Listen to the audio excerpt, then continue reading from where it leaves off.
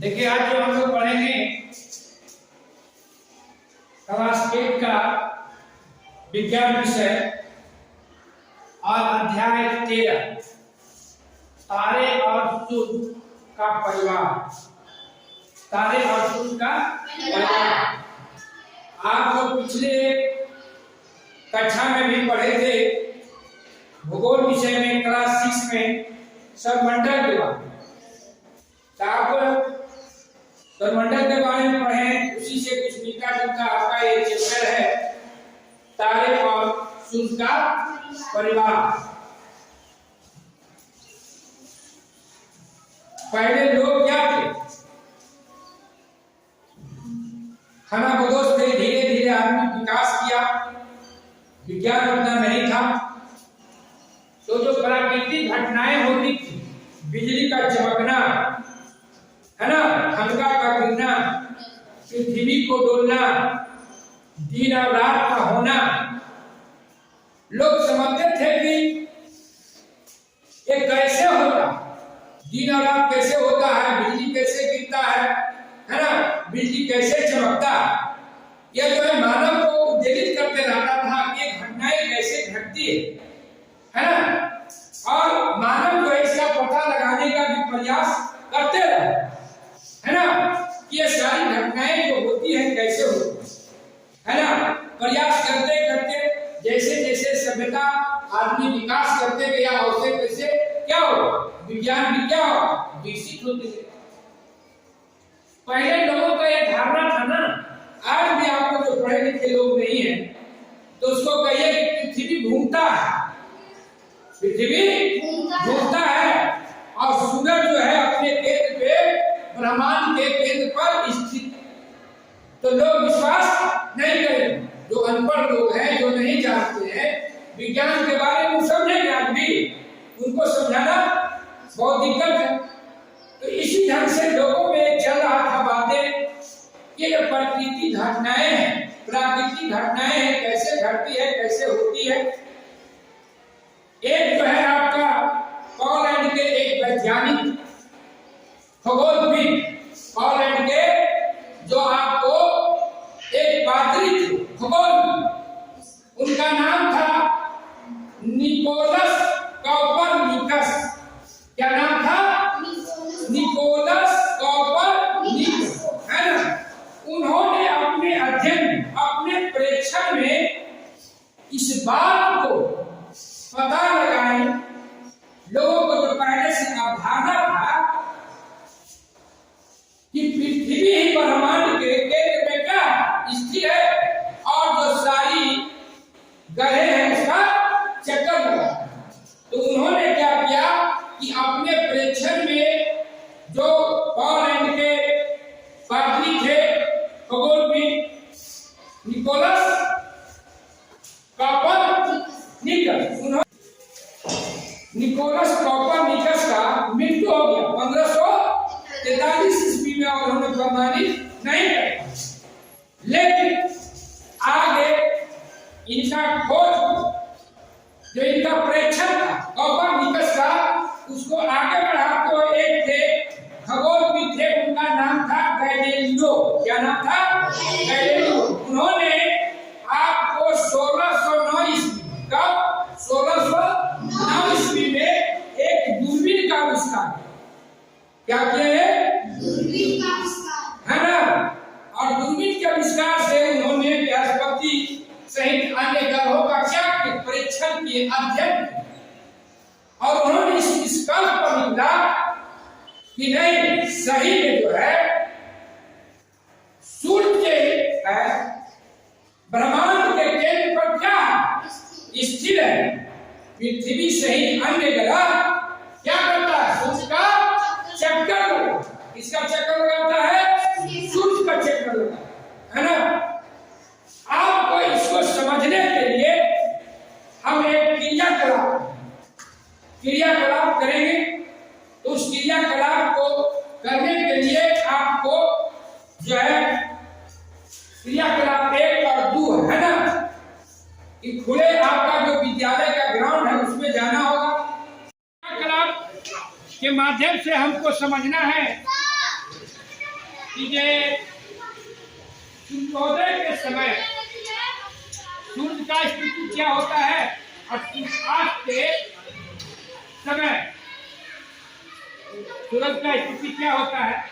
एक क्रियाकलाप से हम समझेंगे छाया की लंबाई, है ना, के बाद जो छाया का स्थिति देखते हैं उसमें क्या होता है।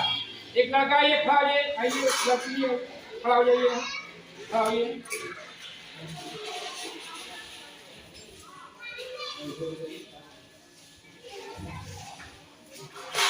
देखिए इसकी छाया की स्थिति है ना,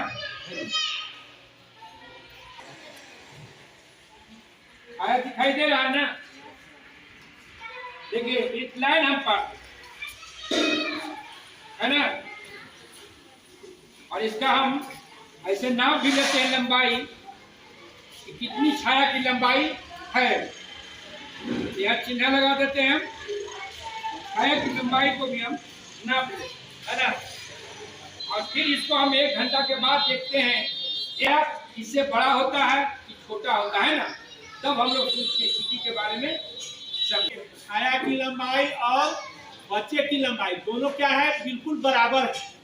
आप लोगों ने देखा कि छाया की लंबाई और इस बच्ची की लंबाई दोनों क्या है, बराबर।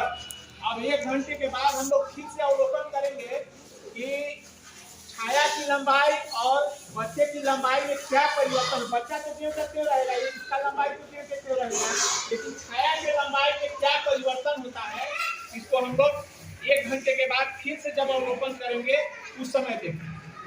जब समझ गए ना कि जो इसका लंबाई देख रहे हैं ना और इसकी छाया के भी लंबाई क्या है, दोनों बराबर है ना।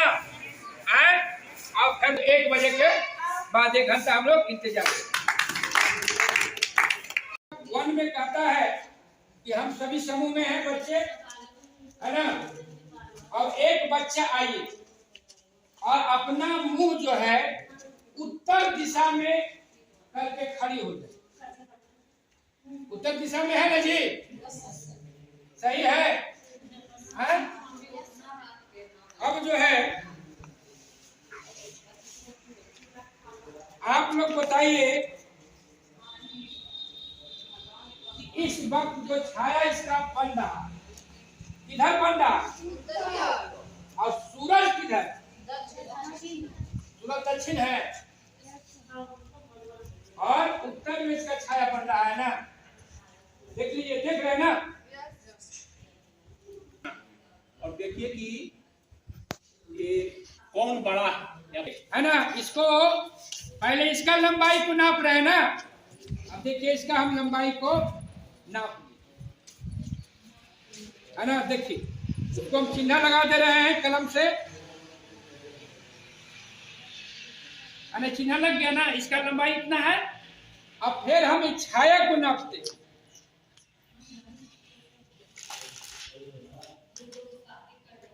अब बताइए कि छाया बड़ा है कि छोटा है। छड़ी से छाया बड़ा है ना। देखिए अभी टाइम कितना हो रहा है, टाइम देखिए, टाइम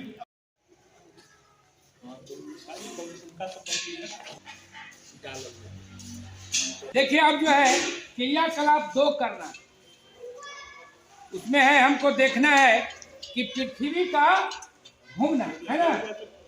तो पृथ्वी जो है पूरब से पश्चिम घूमता है कि पश्चिम से पूरब घूमता है। इसको समझने के लिए हम क्रियाकलाप 2 को कर, है ना। तो 1 मीटर का हम छड़ी ले लिए है ना, है, और छड़ी ले लिए है। अब देखिए इसका छाया भी बन रहा है ना। अभी छाया को अभी जो बन रहा है इसको हम अबिंदु मान लिए। कौन बिंदु मान लिए? अबिंदु मान लिए, यह है ना। यह बिंदु मान के इस पर हम क्या किए, एक जो है पत्थर हमने रखा है ना, सही रखा हुआ है ना, है सही रखा हुआ है। अब फिर हम इसको 15 मिनट के बाद, टाइम देख लीजिए कितना बजा, कितना टाइम हुआ सर? टाइम हो गया 1:50।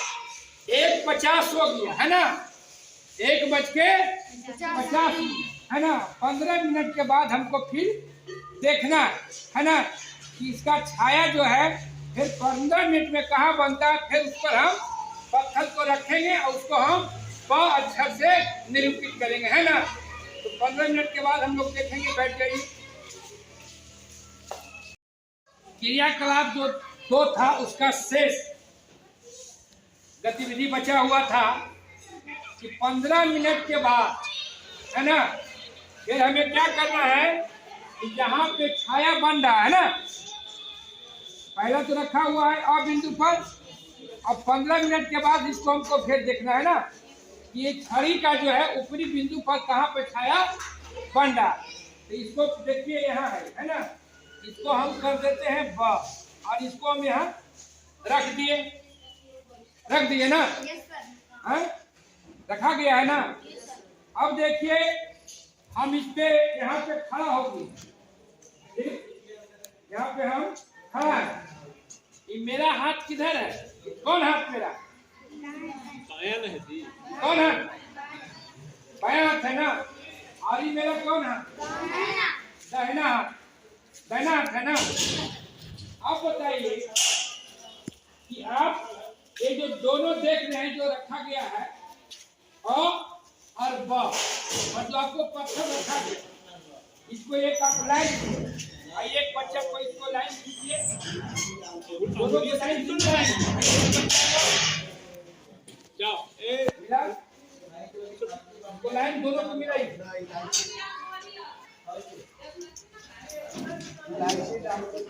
लाइन मिला दिए, बड़े से मिलाइए। अब देखिए हम लाइन को मिला दिए, है ना। खींचिए। इस प्रकार जो रेखा प्राप्त हुआ, एक रेखा प्राप्त हुआ ना, एक रेखा प्राप्त हुआ। यहाँ से अ से और ब का जब हम मिलाए तो क्या हुआ? एक रेखा प्राप्त हुआ है ना। एक रेखा प्राप्त हो गया।